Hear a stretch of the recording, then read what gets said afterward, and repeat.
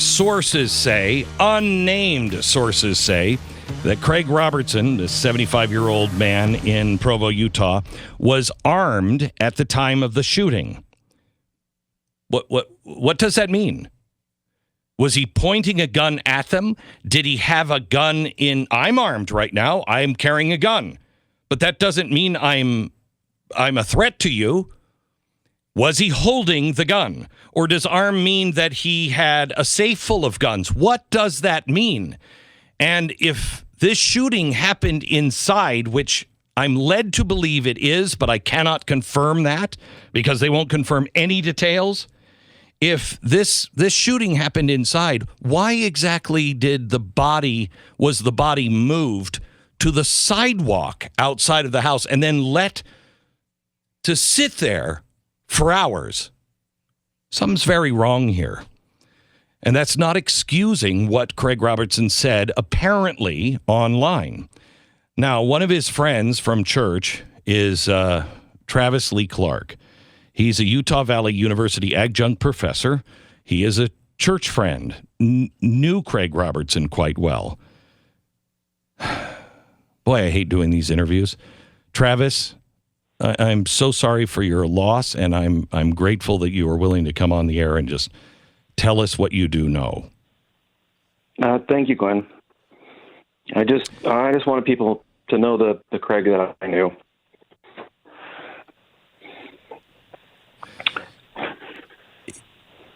Is Craig, you didn't know anything about his social media postings, right? You didn't follow him there. No, I did not follow him on social media. I did not see that until later in the day after I knew he was killed. Okay. But I knew him. I knew he was political. He often, talked about politics. He was a big Second Amendment supporter. But I had never heard him say anything like that. And he used a walking stick, so he was not really agile. He was 300 pounds, 5'4", 75 years old. So he was... Go ahead. He could not get out of a chair without his cane or walking stick, and there were a few times where I had to help him get out of a chair. And he was not a very mobile guy. He lived less than half a block away from the church, and he would drive himself and his son to church just because he really couldn't walk that distance. If you saw him and you were on an FBI interview, would he be the kind of guy that, if you only know that what he said, I've got a ghillie suit, I'm going to go up into a parking lot and I'm going to stake out the president and I'm going to shoot him with my high-powered rifle. Is he the kind of guy that you would, of course, if the president's coming in, you would go and make sure that he's not in his ghillie suit. But would that be a possibility or laughable if you had seen him and not known him? It's utterly unbelievable. It's utterly laughable.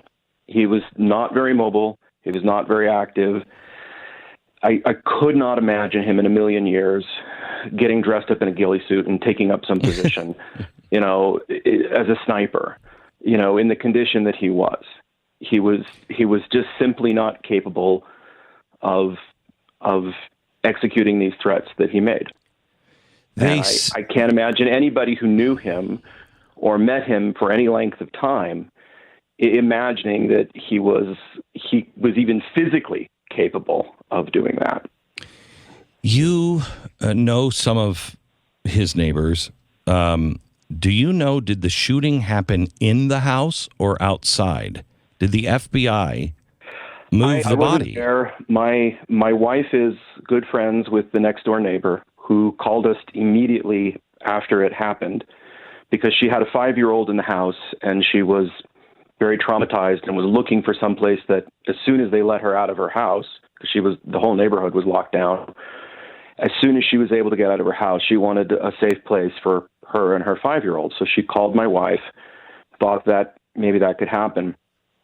And then my wife went over to go check on her and spoke with her. And as near as I can tell, the shooting took place inside the house. attempted to bash his front door down. That failed.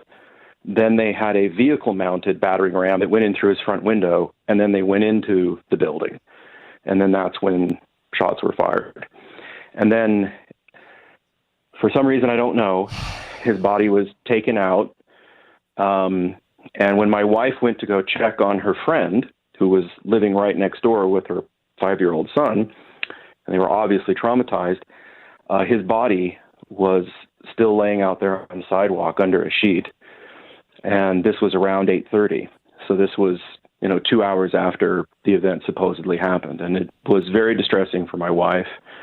I bet it was. That he was just this person that we knew from church, this kind of lovable teddy bear kind of a guy, who didn't seem like a threat to anyone, was just laying out there. She thought it was very disrespectful. People don't understand the neighborhoods in Utah are different. Usually everybody goes to church, and the church is usually within a walking distance of a couple of blocks. And so families really get to know each other, and children get to know each other. Was he the kind of guy that the children knew in the neighborhood?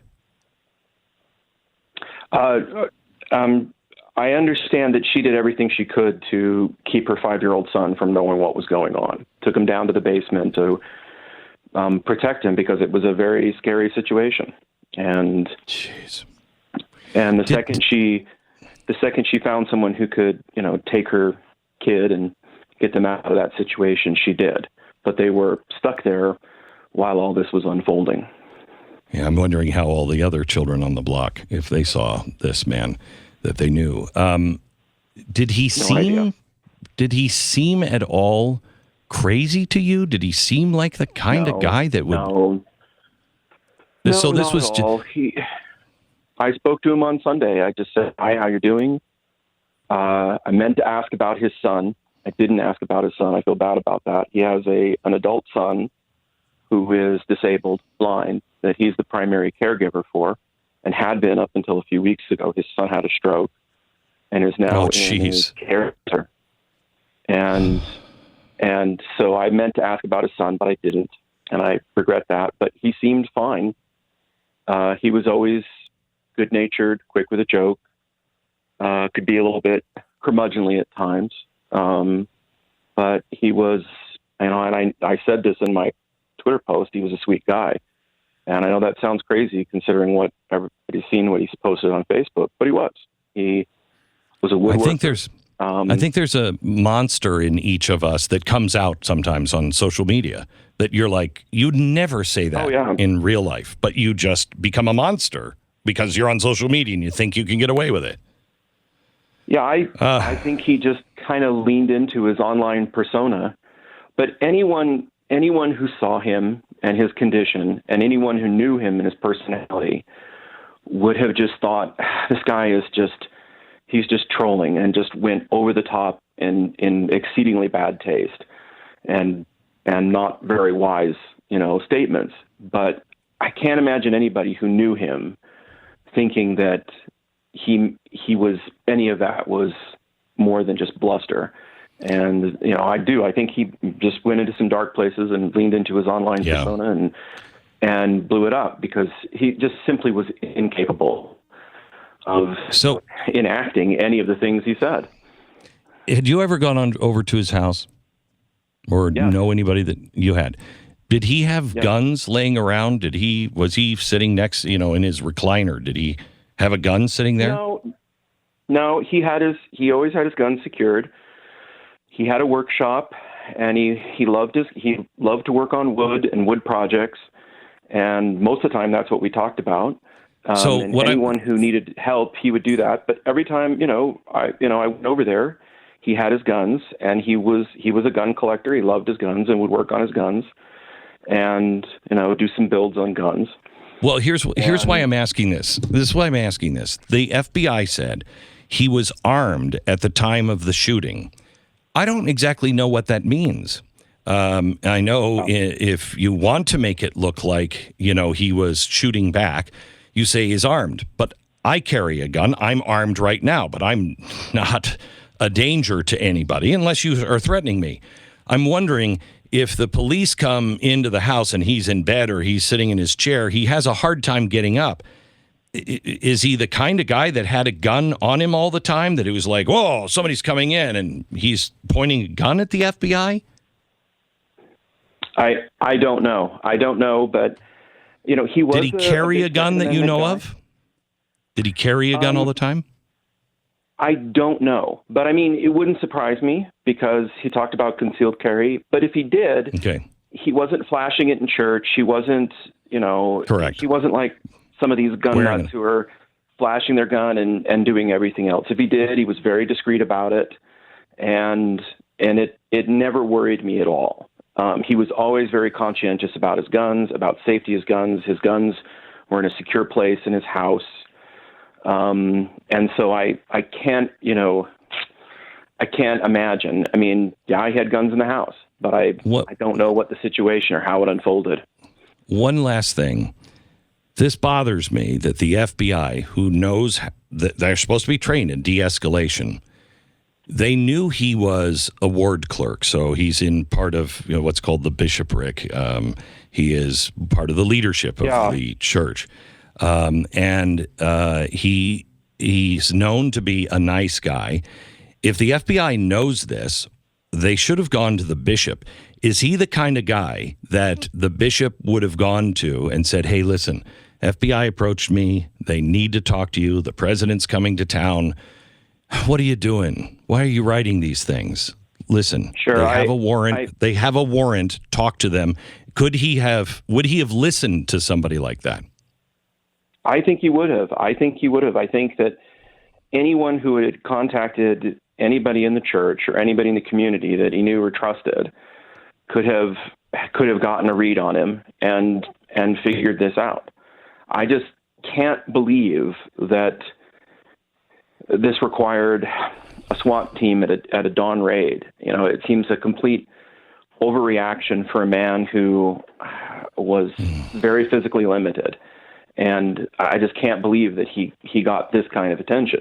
Seeing the Facebook posts, well, I understand why, but I don't understand why that escalated immediately to a SWAT team. I didn't know that he had been visited by the FBI in March, but I found that out. But I think anybody who had visited him at that time would have looked at him and said, this guy may be a hothead, he may be a crank, but he's not going to be that kind of threat. And I just don't understand why this could not have been handled another way. We're talking to Travis Lee Clark, who is a friend of Craig Robertson, who was shot and killed by the FBI in a raid of his house.